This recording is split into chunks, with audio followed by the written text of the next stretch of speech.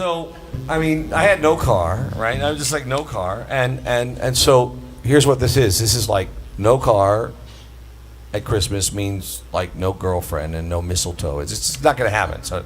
So my father, being my father, he says, here's what we're going to do. We're going to get you a new transmission for your car. We're going to go to the junkyard, and we're going to get you a new transmission for your car. And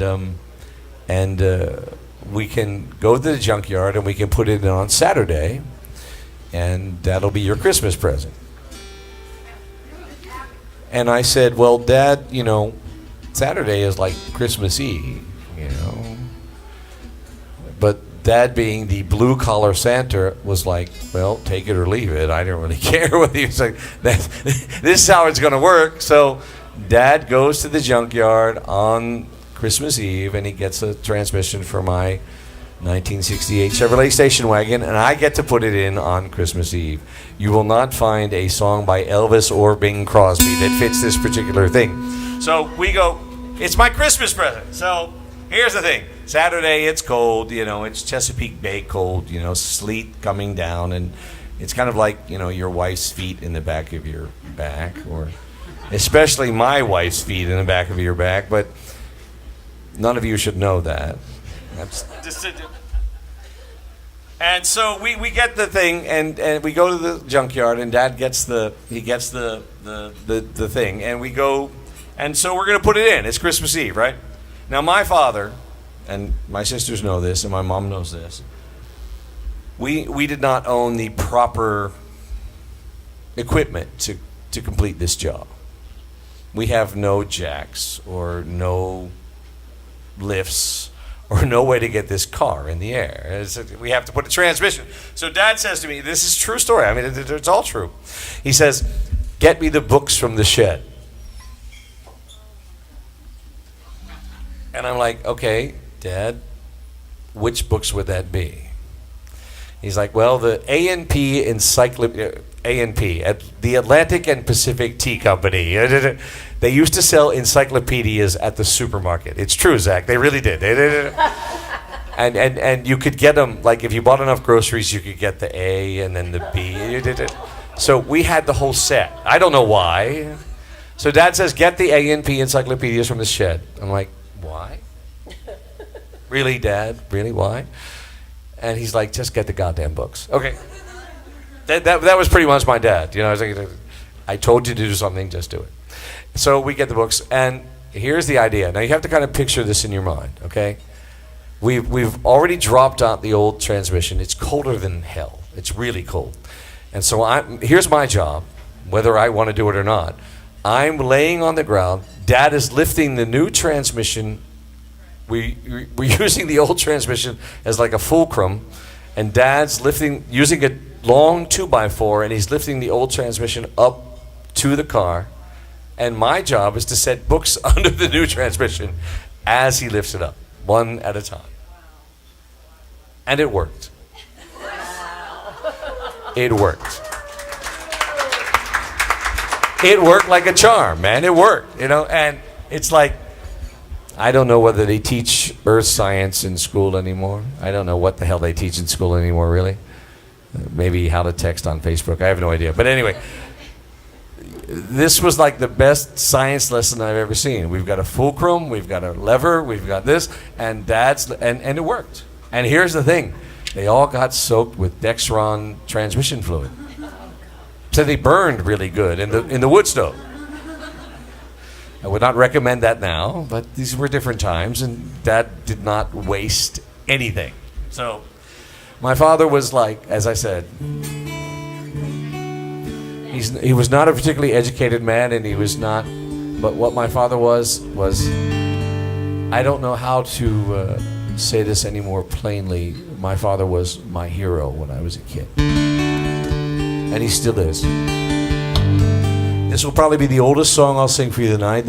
I wrote this song when my dad was still alive, so we had a chance to hear it. Over the years, living in Nashville and living around the world, I've tried to rewrite it, hoping it will find a home with one of these young, handsome Nashville fellas with a cowboy hat and make me a lot of money. That hasn't happened yet. in the end, it just wants to be what it is. It's just a song about my dad and about how much I loved him. That's all it is. Ready, Johnny? 1, 2, 3, 4.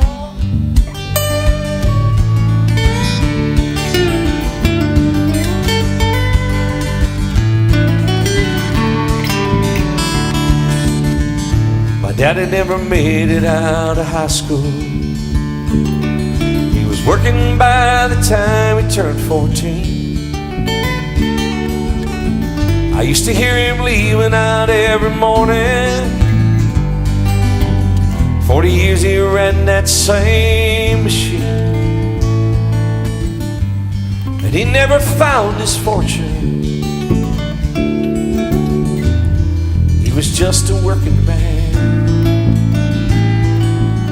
If I was half the man that my daddy was, I'd be twice the man I am.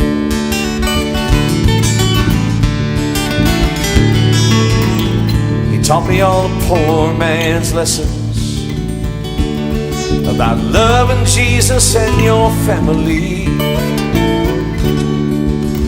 Taught me how to keep this old truck running. Said nothing worth having's gonna come for free. And he taught me how to love you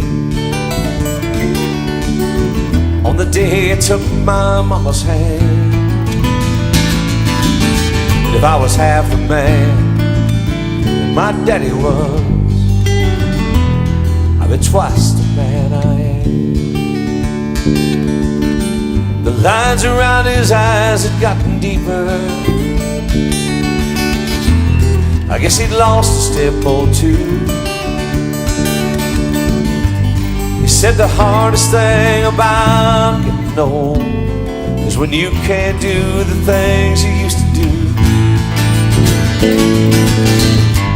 But in my eyes he was my hero. He was a strong, gentle man.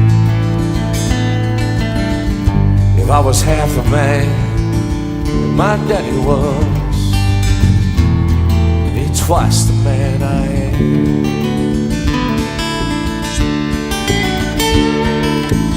He watched his babies all grow up and leave him, and bring him back babies of their own. He took a flower every single Sunday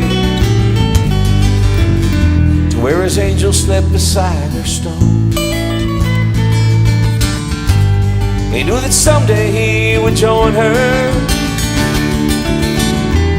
and they would turn for home again. And man, if I was half the man that my old man was, I'd be twice the man I am. I'd be twice the man I am.